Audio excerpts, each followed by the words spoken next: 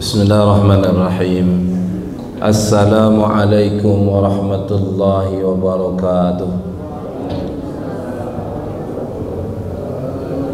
Bismillahirrahmanirrahim wa syukrillah wa salatu wassalamu ala rasulillah wa ala alihi wa sahbihi wa mawalah. La hawla wa la quwwata illa billah. Allahumma salli wa sallim ala sayyidina Muhammad wa ala alihi wa ashabihi wa ummatihi ila yaumil qiyamah.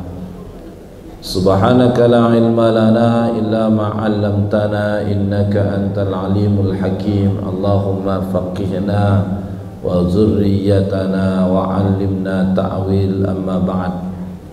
Bapak Ibu hadirin wal hadirat yang dimuliakan oleh Allah Subhanahu wa taala.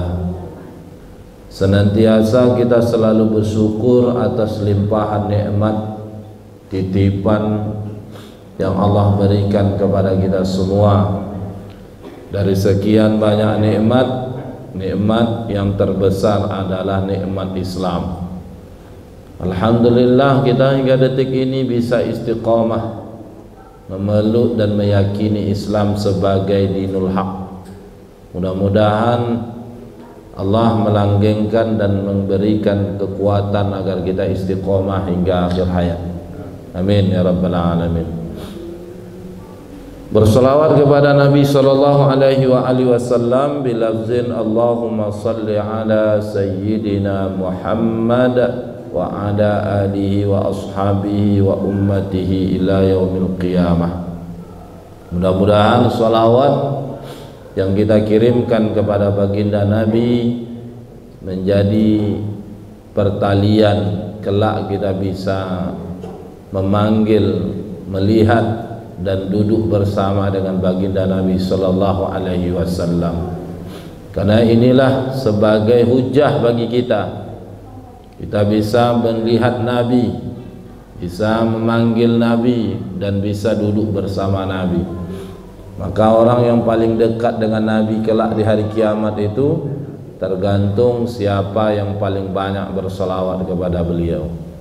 Minimal ketika kita menyebut namanya, kita mendengarkan namanya diucapkan, maka lisan kita harus spontan mengucapkan Allahumma salli ala sayyidina Muhammad wa ala ali sayyidina Muhammad. Bapak Ibu yang berbahagia, kembali kita lanjutkan bahasan kita pertemuan pekan lalu masih seputar barang jenis jual beli berdasarkan barang dagangan. Nah, kita udah bahas 2 poin kemarin. Pertama, bai'ul mutlaq, jual beli secara utuh, penjual menyerahkan barang, pembeli menyerahkan uang. Nah, ketika terjadi pertukaran demikian namanya bai'ul mutlaq. Mutlak utuh diserahkan. Yang kedua, jual beli berdasarkan barang dagangan itu dikenal ada jenis yang keduanya bai'us salam, di mana jual belinya barang dipesan hari ini, saat ini atau setelah akad, tapi barang didapatkan beberapa saat kemudian sesuai waktu yang disepakati. Nah, ada syarat ketentuan kemarin. Ya, jenis barangnya harus jelas.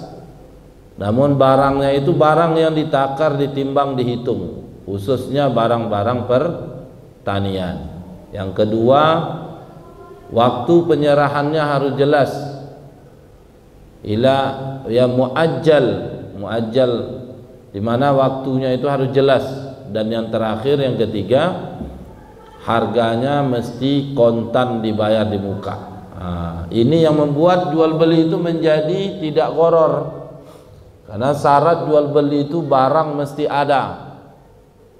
Kalau barang tidak ada, jual beli menjadi gharar. Nah, gimana supaya jangan gharar? Jual beli barang yang tidak ada ini terpenuhi 3 syarat tadi.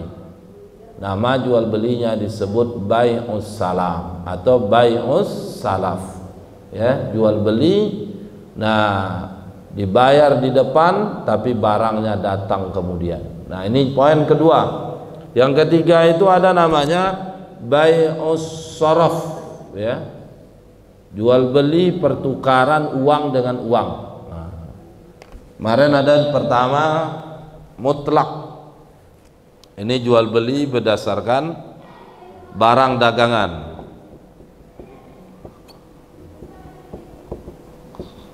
Nah, pertama mutlak, baik mutlak. Ini utuh. Yang kedua bai'us salam, ya, bai'us salam, bai'ul mutlak.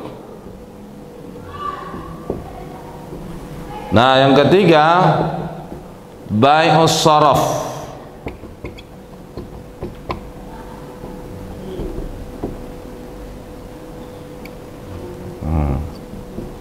Ini jual beli pertukaran uang dengan uang. Kalau ini mutlak utuh, kalau ini barang ditunda penyerahannya sesuai waktu, kalau ini pertukaran uang dengan uang. Nah, jadi uang dengan uang, nukut, ya, uang dengan uang. Nah, jual beli jenis ketiga ini itu harus terpenuhi dua syarat. Syarat pertama, dia harus takobut. Takobut. Yang kedua harus setelah serah terima harus ini serah terima langsung, secara langsung. Jadi syarat pertama harus takobut, ya, tidak boleh ditunda. Syarat kedua, dia harus sepadan atau senilai,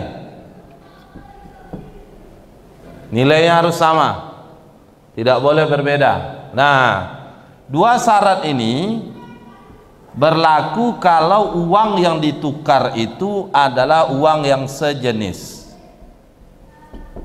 Misalkan rupiah dengan rupiah, maka harus terpenuhi dua syarat nih. Pertama, serah terimanya langsung. Yang kedua, dia harus senilai. Kalau terjadi selisih, maka ini jadi riba fadl. Riba fadl. Kalau ditunda penyerahannya jadi riba nasi'ah. Ini kalau rupiah dengan rupiah sejenis, ringgit dengan ringgit, dolar sama dolar. Nah, itu kan sejenis itu. Maka syarat tukar menukar seperti ini yang sejenis, dia harus serah terimanya langsung dan nilainya harus sama. Contoh, uang 100.000 ditukar dengan 5.000. Lah, maka uang 5.000 ini harus nilainya 20 lembar. Kalau kurang dari 20 lembar, uang 5.000 ini karena sejenis, maka dia terjadi riba fadl. 20 lembar ini harus langsung diserahkan. Misalkan 100.000 tukar dengan uang 25.000, 20 lembar itu harus langsung, tidak boleh diserahkan 15 dulu, 5-nya nanti atau itu ditunda. Nah, kalau ditunda maka dia tidak takobut, tidak serah terimanya langsung, maka dia menjadi riba nasi'ah. Ini yang banyak terjadi kalau kita mau lebaran. Nah, maka kalau terpenuhi dua syarat ini, maka jual belinya, pertukarannya menjadi sah. Tapi kalau terpenuhi satu dari dua syarat ini, maka pertukarannya menjadi tidak sah. Itu kalau syarat yang sejenis, uangnya sejenis. Beda kalau uangnya tidak sejenis, tidak sejenis. Contoh,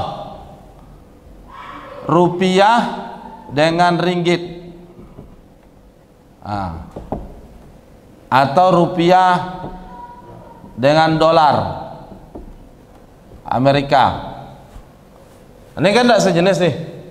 Maka yang disyaratkan mesti dalam transaksi yang tak sejenis ini cukup syaratnya taqabud.